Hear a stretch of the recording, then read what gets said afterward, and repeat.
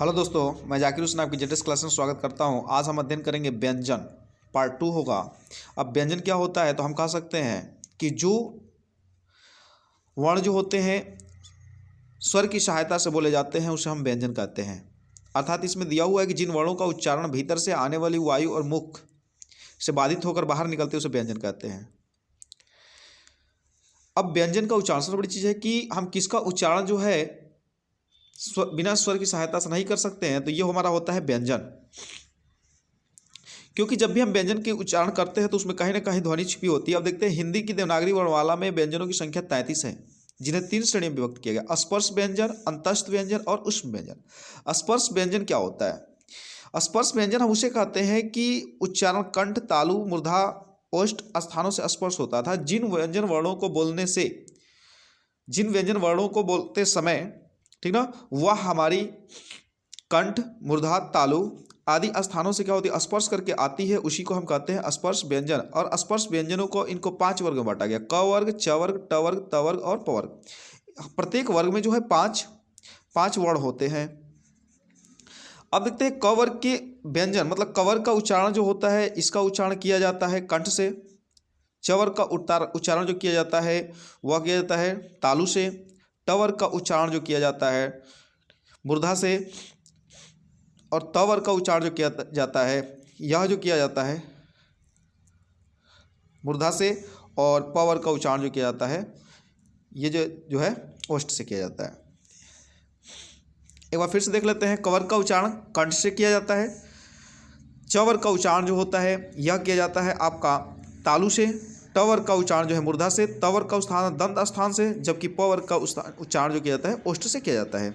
और इस प्रकार से टोटल स्पर्श व्यंजनों की संख्या जो होती है 25 होती है। अब आते हैं अंतस्थ व्यंजन। अंतस्थ व्यंजन क्या होता है कि इनकी संख्या जो 4 है। इसको य अलावा अंतस्थ व्यंजन है, इन वर्णों के उच्चारण में पूर्ण स्पर्श नहीं होता है। मतलब हल्का से क्या होता है, हल्का सा जैसे फिसलन हम कह सकते हैं, उस प्रकार से जो होता है इसका निकलता है, इसलिए इन्हें क्या कहते हैं, अर्धस्वर भी कहा जाता है। अब आते हैं हम उष्म व्यंजन। उष्म व्यंजन क्या होता है? उष्म व्यंजनों की संख्या जो है 4 है। स, श, श, मतलब तीनों स और ह। क्योंकि इनको बोलते समय जब हम इनको बोलते हैं तो हमारे मुख से क्या होती है, रगड़ के साथ जो होती है ध्वनि निकलती है, उष्मा निकलती है, इसलिए कहते हैं उष्म व्यंजन। अब व्यंजन वर्गों का वर्गीकरण जो है, व्यंजन वर्गों का वर्गीकरण जो है कई प्रकारों से किया गया है, एकजुट किया गया है। देखते हैं यहाँ पे हम कि व्यंजन वर्गों का उच्चारण की दृष्टि से व्यंजनों का देखिए कैसे किया गया है विभाजन। किसी वर्ण का उच्चारण करने के लिए भीतर से आने वाली वायु मुख विवर के जिस व्यंज से स्थान पर टकराती है उसे हम व्यंजन का उच्चारण स्थान कहते हैं। अब देखते हैं कंठ। कंठ से बोला जाता है क वर्ग को पूरा। तालव्य से बोला जाता है च वर्ग को पूरा। और च वर्ग के साथ साथ जो है हमारा य और श, ये जो है य और श को जो है बोला जाता है आपका तालव्य से। मूर्धन्य से देखते हैं तो ट वर्ग पूरा आएगा और साथ ही साथ द्विगुण व्यंजन है, और ये एक उसमें का क्या है, उष्म व्यंजन है। दंत वाले में आते हैं तो दंत वाले में त थ द ध न है। वर्तस्य दंत मूल र ल श। ओष्ठ से बोलते हैं पूरा प वर्ग को। और दंत ओष्ठ मतलब दांत और वष्ट से बोला जाने वाला जो वर्ण है, जैसे बोलते हैं व बोलेंगे तो क्या होता है, ये ओष्ठ का भी उपयोग कर रहे हैं और दांत का भी उपयोग कर रहे हैं। स्वर यंत्रमुखी और हा होता है। अब देखते हैं प्रयत्न के आधार पर व्यंजनों को वर्गीकरण जो है, निम्नलिखित 8 वर्ग बनाए गए हैं। इसमें एक स्पर्श व्यंजन। स्पर्श व्यंजन में जो देखते हैं यहाँ पे कि क से लेकर के क मतलब पूरे जो है हमारा पांचवाक्षर जो है उसको हटा दिया गया है। जो भी प्रत्येक वर्ग का पंचमाक्षर जो होता है, जैसे यहाँ पे है हमारा अंगा होता है, य होता है, ड़ होता है, इन सब म होता है, न, इन सबको क्या कर दिया गया है, हटा दिया गया है। उसके बाद है संघर्षी। संघर्षी का मतलब इन व्यंजनों के उच्चारण में दो एक दूसरे के इतने निकट आते हैं कि इनके बीच में निकलने वाली वायु जो होती है संघर्ष या घर्षण के साथ निकलती है। अब एक रगड़ के साथ निकल इस वर्ग के व्यंजन इस प्रकार के फ, व, श, श, स्पर्श और संघर्षी दोनों। तो इसको इसमें रखा गया च, छ, ज, झ।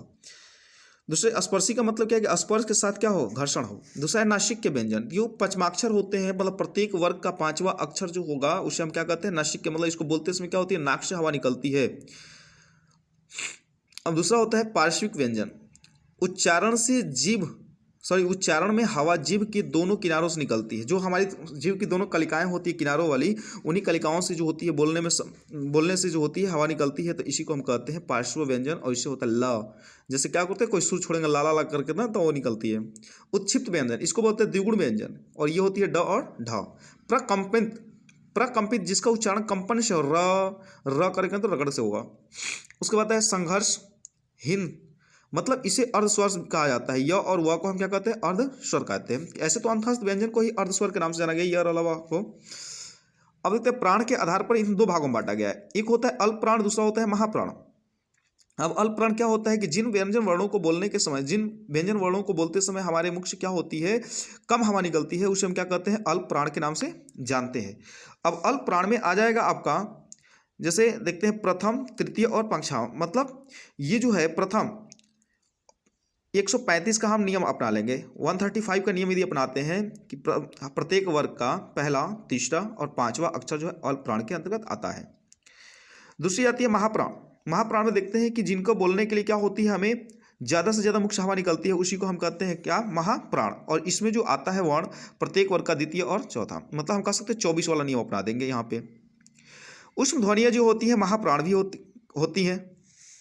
अब देखते हैं स्वर तंत्रिकाओं कंपन के आधार पर जो है स्वर को निम्न भागों में बांटता है। एक जो है घोष, दूसरा होता है अघोष। घोष क्या होते हैं, प्रत्येक वर्ग के तीसरे, चौथे और पांचवें को, तीसरे, चौथे, पांचवें, मतलब यहाँ पे क्या होगा, 345 वाला नियम अपनाएंगे। 345 वाला जो वर्ण होगा, अर्थात तीसरा, प्रत्येक वर्ग का तीसरा, चौथा और पांचवा वर्ण जो होंगे, उसको हम क्या कहेंगे, घोष कहते हैं। दूसरी आती है अघोष। प्रत्येक वर्ग का प्रथम और द्वितीय, मतलब 12 वाला अपनाएंगे। तो 1 और 2 जो होते हैं इसे अघोष कहते हैं। जैसे क वर्ग को क एवं ख अघोष वर्ण है। अब देखते हैं कि हिंदी वर्णमाला में घोष एवं सघोष के अंदर सूची इस प्रकार देखिए, क ख ग च छ ड ट ठ त थ प फ स, ये जो है आपका अघोष है। और घोष में देखते हैं ये वाला वर्ण है आपका। उसके बाद है हिंदी के नए वर्ण। नए वर्ण हिंदी वर्णमाला में आवश्यकता अनुसार कुछ नए वर्ण भी जोड़े गए हैं, जैसे इस प्रकार, जैसे आ, ये जो है आगत वर्ण है। क ख ज ग ज फ, ये जो है छ त्रश ज्ञ श्र द ड़ ढ। अब आ का प्रयोग अंग्रेजी में आए हुए कुछ शब्दों में होता है, जैसे कॉलेज, ऑफिस, डॉक्टर। इन ध्वनि आ और ओ के बीच ध्वनि है, तो इसे हम आ पर चंद्रमा लगाकर लिखा जाता है। छ त्र ज्ञ श्र, ये वाले स्वर जो है संयुक्त व्यंजन है, दो वर्णों के मिलकर से बने हुए हैं। तो इस प्रकार से जो है ये आपका आज व्यंजन भी खत्म हो गया, जो मैंने आपको बेहतर तरीके से समझाने की कोशिश किया है।